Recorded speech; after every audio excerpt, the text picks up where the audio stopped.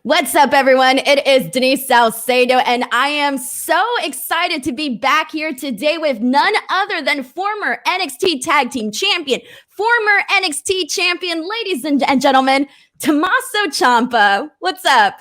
Hello, how are you, Denise? Thanks for having me. Yeah, I'm so excited. So, you know what? I'm actually going to kick things off with something pretty funny that I don't know if you're going to appreciate or not. So, every time that you come out on NXT, I always make this joke and I always say, internally, if I were a man, I would want to be as badass as Tommaso Ciampa and no one else. I appreciate that. That's great. Yes. That's the vibe I try to give off, so that's good. Yeah, there you go. That's definitely the vibe that you give off where I'm like, this guy, he'll kill anyone. This is great. So speaking of that, let's just go ahead and, talk about NXT because, you are one of the guys that really has set the bar when you think of NXT and the caliber of matches that are being put on, whether it's on weekly television or on the takeovers. There's a certain caliber of matches that, people expect from NXT. How does it feel to essentially be one of those guys that helped raise that bar? Yeah, just being part of the NXT family brand, whatever it be, the black and gold, it's something that obviously I don't think it goes without saying for me that like I take it to the heart, and it's I'm very passionate about the roster, about the company, about all of it. And it's really, I mean, it's a place that took a chance on me, and I think that's part of what it is. It changed my life in a lot of ways too, because they took a chance on me. I was able to step up and rise to the occasion and seize opportunities and whatever it be, but they gave me that platform, and that platform has just, I mean, it's even on a personal level, like it's afforded me the life that I live with my wife and my kid and stuff. So it's something that I'm very passionate about, and the roster and backstage and stuff. It's my family. So. It's definitely cultivated, I would say, like even a family, like in terms of like, the viewers, the fans, everybody, there's definitely a certain energy that is there. So now let's talk about the fact that, we went from this NXT being on Wednesdays to doing the move to Tuesdays, and, watching the weekly television product, we have seen quite a few changes to the way the show is being presented. From your viewpoint, how do you feel about some of the changes that are being made on now that we're seeing NXT on Tuesdays? For me as a performer, like you're kind of just a cog in the wheel. So it's just a matter of being adaptable and just taking any opportunity that you get and just running with it and making the most of it. And like it's so different how this works in stages as you grow as a performer, and I guess just mature too as an individual, because it's this big wheel that just keeps spinning, and like you're not always going to be at the top of that wheel, and you just have to be able to make the most of wherever you end up being. Like you look at a roster like ours, or even take Raw or SmackDown, anybody for example, there's so much talent right now in wrestling, like more so than I think like probably ever. Like when you just take all of it together, it's an insane amount of talent, and there's only a certain amount of hours a week of television, whether that's NXT or Raw or SmackDown or whatever. And you just have to understand that anytime you get 10 minutes or 20 minutes or, last takeover, I think I got 60 seconds, in a promo, you just make the most of it, and you just try to make sure that you're always proud of what you've presented. Exactly. And see, I like the fact that you mentioned this like visual of a wheel, because it does make a lot of sense when you look at things that way. And one of the things that I actually wanted to ask you is that we do see a lot of, faces coming and going on the NXT brand. And we have seen that, throughout the years. So, for you, like, how does it, how do you make sure that you're like still staying like, refreshed, that you're still making sure that you feel like, whatever it is that you're contributing on the show is like good, where you feel creatively fulfilled with all of that? To be honest, I don't know that you always do. And you have to like understand that's part of the process, like to keep, I don't know how many people, like 40 people on the roster say, but to keep everybody creatively fulfilled 52 weeks a year isn't possible. Yeah. Because that's not real.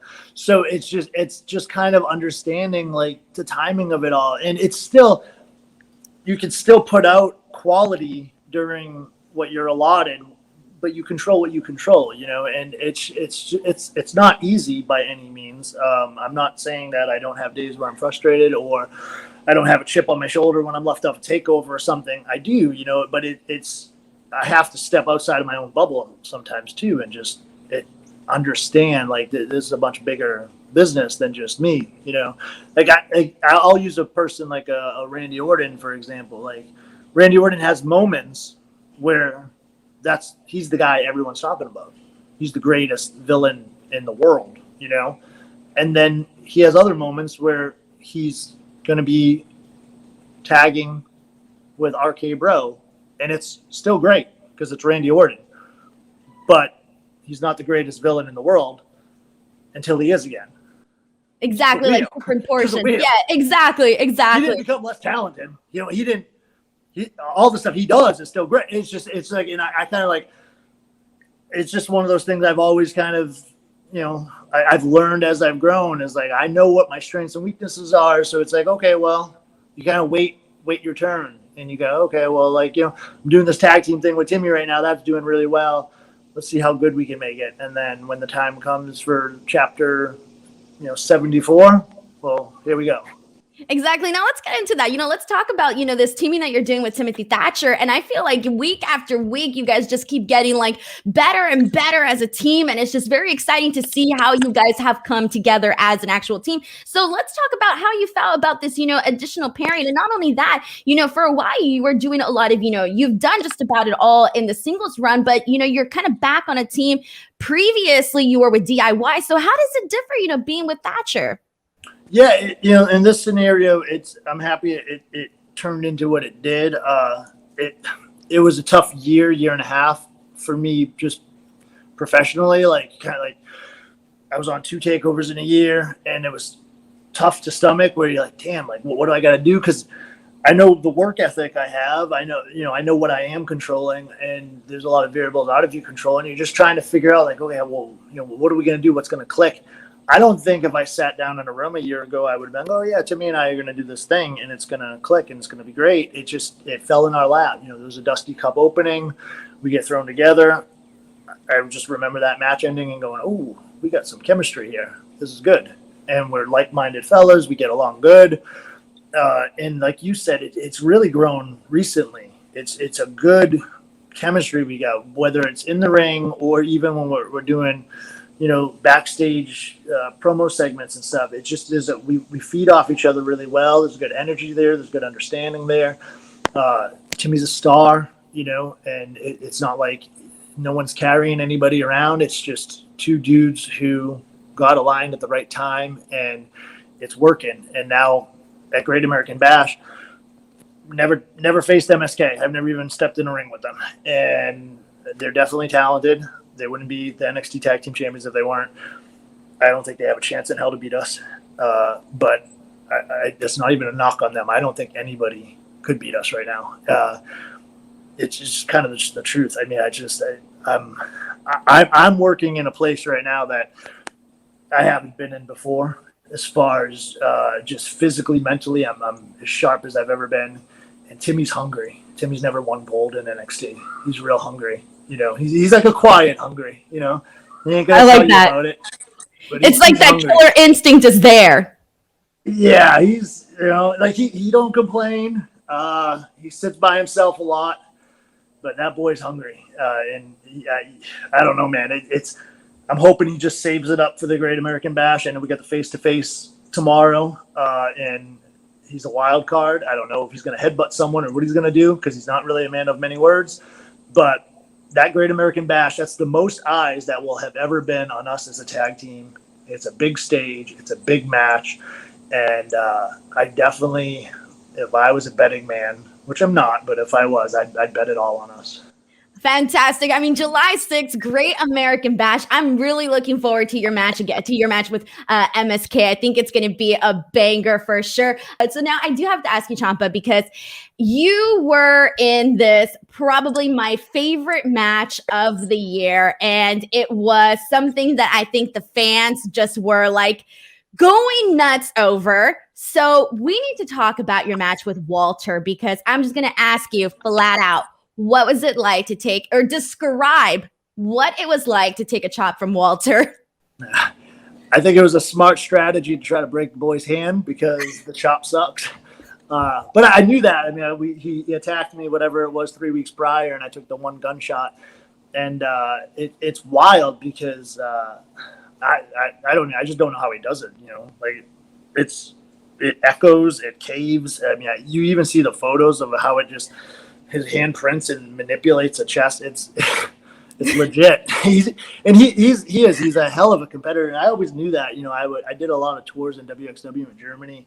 We never got to get in the ring together, but he's one of those guys. I was like, damn, I bet you were going to have a special one. And I wish it was in front of a huge sold out arena. I think it would have added a new element to it. But yeah, I was happy with it. I think for me, really, though, that it was one of those, like, I remember going into it just thinking, like, I feel like I got to remind people. And I didn't understand why, but I feel like, 2018, people kind of got how damn good I was. And then I broke my neck and I went away for surgery, and I get it. I took a little bit of time off there, but I just feel like people don't realize how damn good I am. Like, I'm the best wrestler in the world. Like, it's point blank. And I felt like at the Walter match, I was like, well, I guess I'll just remind people and see if they forget quickly again, or whatever it may be.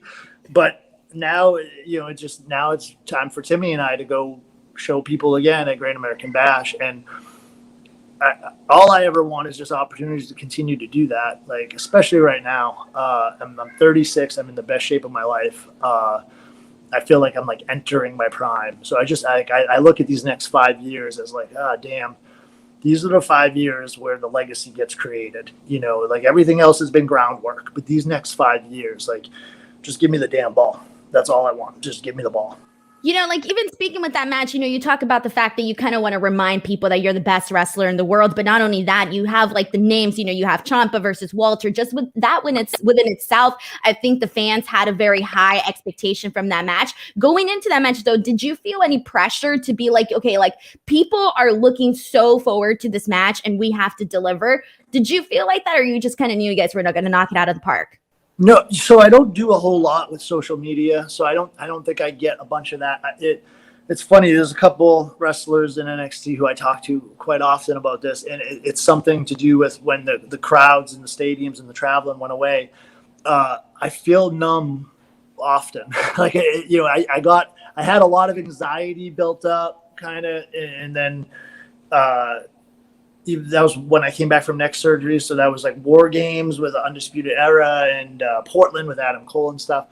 And the crowds went away, and it's an odd one, but it's like I'm very just in my own place when I'm out there. Like, I'm able to stay extremely calm and stuff. So going into the Walter one, it felt exactly like that. I mean, I remember going out there and coming back when the match ended and being like, man, I don't know. I feel like my heart rate never accelerated. Like, I feel like, but not in a bad way, not in a like, oh, I'm not feeling this anymore, but just in a like, boy, this is the most composed I can remember being in these scenarios, in these high pressure situations. It's just, I just think my confidence is just at an all-time high. Of course, I do wish I won the match. It would have been very nice to be the first ever NXT and NXT UK champion, but maybe we get to do it again on his turf. And that's something that I have in the back of my head that I'd really like to see happen. Amazing, Ciampa. I want to thank you so much for doing this interview with me. It was a blast to chat with you. Before we go, feel free to plug in anything you'd like to plug in. Yeah, I mean, honestly, NXT is what I like to plug in. This week, the face-to-face, next week, the Great American Bash. It's exciting to be in a tag team title match again. It's been a very long time since that was the case. I think I didn't think of this till right now, but I'm pretty sure the last time I was in a tag team title match was a ladder match versus AOP, where 1, I tore my ACL, and 2, I turned on Johnny Gargano. So, Timmy, if you're listening, hopefully it won't be the same. But yeah, it's an exciting time to be back in the mix with NXT and see if we can get some gold around Timmy's waist. And anyone who's into fitness, I'm very into that. And I put some stuff up on my Instagram, which is at NXT Ciampa. So feel free to follow that. Fantastic. I will post those links in the description box below. Do not miss NXT every Tuesday on the USA Network and the Great American Bash taking place on July 6th. Ladies and gentlemen, I'm Denise Salcedo. This is Tommaso Ciampa. We'll see you guys next time. Bye, everyone. Thank you, Denise.